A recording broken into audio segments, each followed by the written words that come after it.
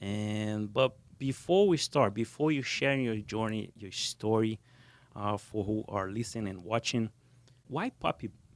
Why Why Papi? Papi? Yeah.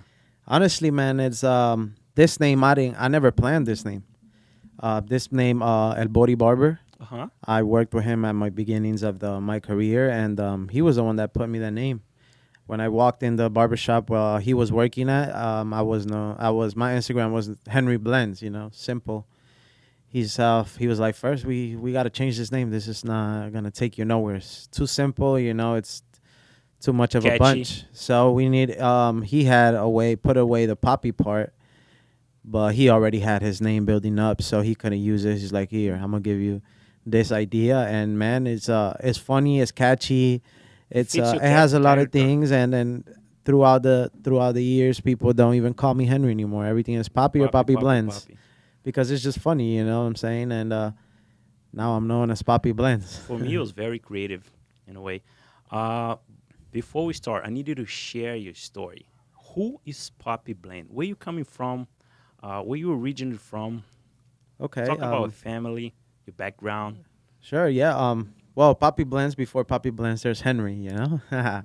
So I was born in Miami, actually. My mom is Brazilian. My dad is Honduran, and I was like I said, I was born here, but I grew up in Honduras. I grew up in a very small town. First, we lived a few years in the city. Then I grew up in a small town where life was completely different. Completely different. I'm talking about like no electricity, no pavement streets. We don't have the quality of life that we have in the United States, you know. So I come from a very poor, very third world country life, you know, that I had to at 12 years old, I had to wake up and go to work, find what to do. By night, I had to go find some wood so my mom could cook. You know, we would eat the same thing almost every day. We didn't have phones. Kids didn't have phones. Our way of having fun was either going to the rivers, playing soccer, playing marbles, running around, and you know what I'm saying, doing third world country life things. So it was an amazing experience. I do not regret it because I could say that today I will never stay stranded in life. You know, today I'll never stay stranded in life because I lived a different type of life that I know that today nothing is impossible. I have first of all, I have never said this story before. You know, not everybody knows where I come from. Everybody thinks I say, yeah, I was born here and that's it. That's all everybody knows. But I come from a very, very, very poor, different lifestyle that not many people has have seen. You know. It makes us care more. It makes us give more damn about it. What we got now, be more grateful. You know, I came from the from the countryside, like we call Hossa, is from a very poor family. Yeah.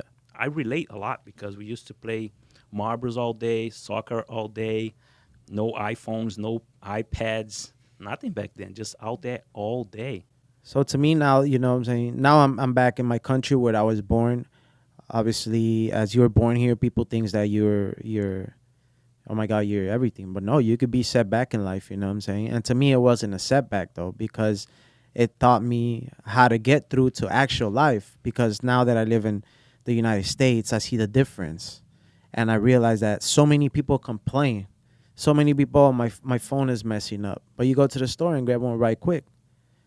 But over there, you don't have that. You don't even have, where I came from, we didn't have signal for phone. Nobody had phone. I lived in a small place that was probably like 50 houses. Everybody Wow. knew each other. Sundays was church. After church, it was soccer, and that was the fun. So that little segment in my life made me so much grateful for everything that I have now. That sometimes I sit in my car by myself when I have one of those super successful days, and I almost cry because I'm like, damn, like, all that stuff that I lived in the past and now I'm living this. I should be grateful. And even on my worst days, I take my mind back to what I lived and I'm like, you know what? Like, I come from this.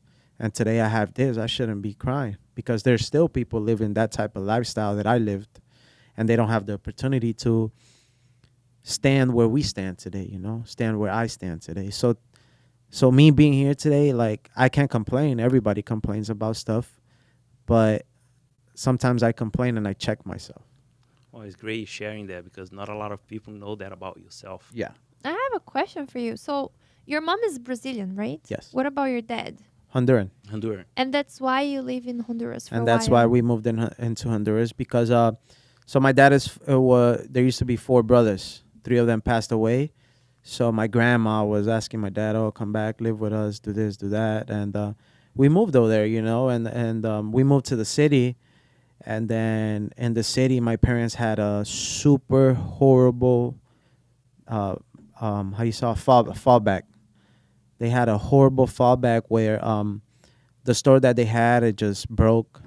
120 on a Christmas, the electricity power went off and everything burned in the house. Like it was something out of this world that we had to move out of the house.